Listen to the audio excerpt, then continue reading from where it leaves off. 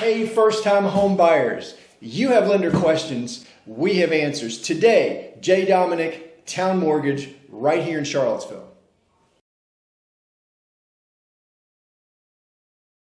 All right, a question I know many of you first-time home buyers have is, how much do I need to have down? Can I do zero down? So Jay, we're going to ask today, what about zero down? Is that possible? Zero down is possible. There's a misconception out there, and you see it all the time in the media. It's like, oh, I need 20% down to buy a house, and that's just not the case at all. So there are a lot of different programs that allow you to put little or no money down. So if I'm going through my little list of programs with no or little money down, I'm going to start at the top with veterans. VA loans, best program out there, no money down.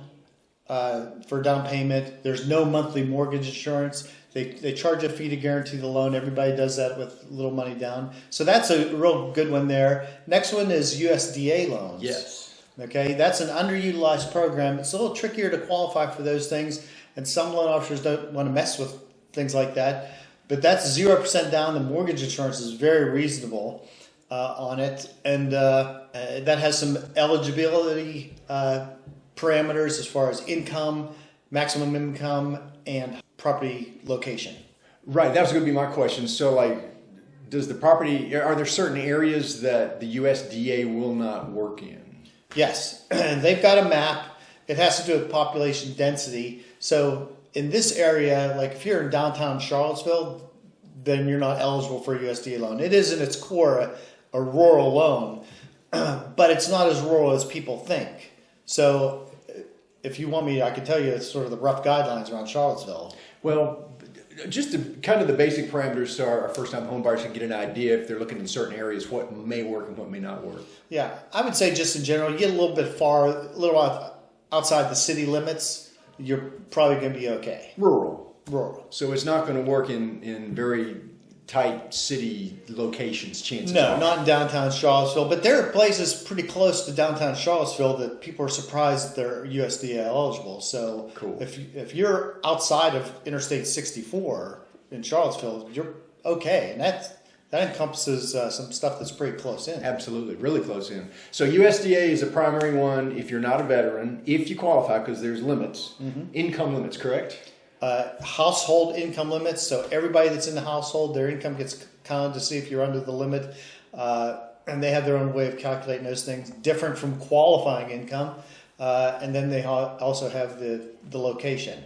Got it. So basically, just think roughly downtown Charlottesville. If you're looking over the mountain, downtown Waynesboro is a no. Those types of things. Good stuff. I was just going to say, those are two no down payment loan programs. Yes. Zero down payment. Too quick. Keep going. But there's other programs to sort of get you there. So for the minimum down payment on a conventional loan is 3% of the sale price. On an FHA loan, it's 3.5% of the sale price. So not large down payments.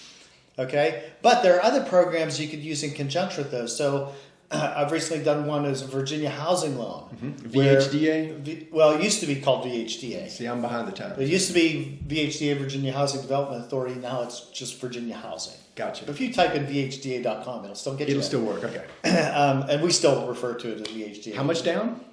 Well, you could do the same type of conventional loan. You could do a 3% down, but they've got programs there, depending on income limits and stuff, where you could get a grant for 2% of that. Or there's another program called the Plus Loan where you can get a second loan for the down payment. For the down payment. And depending on your credit score, you could even get a little bit more than that. So that's just a way in which to get you in a house with a little less of money out of pocket. Right. Cool. Right. And there's some other programs around with Piedmont Housing Alliance, stuff like that. Sometimes there's some grants there that might be useful to somebody if they're eligible.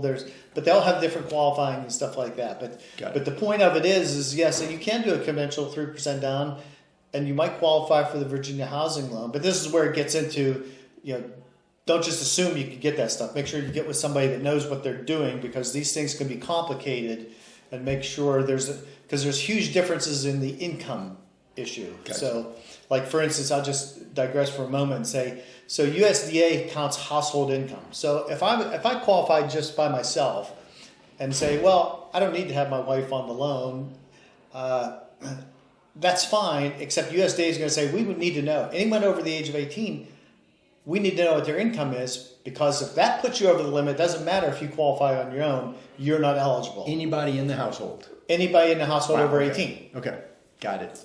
That's good to know. And also, too, but some programs in Virginia housing count household income.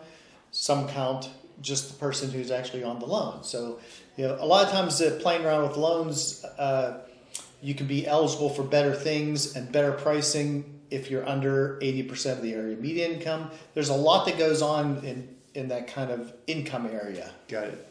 So maybe as a quick nutshell, I could say, correct me if I'm wrong, just to finalize our thoughts here, it's possible, depending on what one qualifies for, you could qualify for maybe a zero down program, or you could qualify for maybe a 3% down program with some help, possibly. Right. The 3%, you got a 3% down payment. You can get a loan for that amount, perhaps, or a grant for a portion of it. Right. All these things are also too. You still have closing costs involved. Correct. Aside from that, you can also, in certain circumstances, negotiate the seller to pay some closing costs for you. Correct. That's allowed. That's another talk for another video about asking a seller to pay some of your closing costs, because yes, you can do that. It depends on the market and on it depends on a lot of things. But if you can find someone who is willing to, a seller, as you write an offer, who's willing to credit you some money towards closing costs at settlement, that'll help bring your final cash to close down as well. Good stuff, Jay. As a first-time home buyer, you have complete autonomy on whoever you want to use as a loan officer. I've just enjoyed over the many years, whenever my clients have used Jay, I just know I have a person on our team who looks into every detail, and I don't even have to think about it because I know he's got it. So if you ever want to talk to Jay, he's happy to chat at any time. If you have questions about the lending process, happy to do that. My name is Maury, and I have worked with clients, buyers and sellers in Charlottesville and all 7 surrounding counties since 1990. Give me a call and let's chat and get you on a good path right away.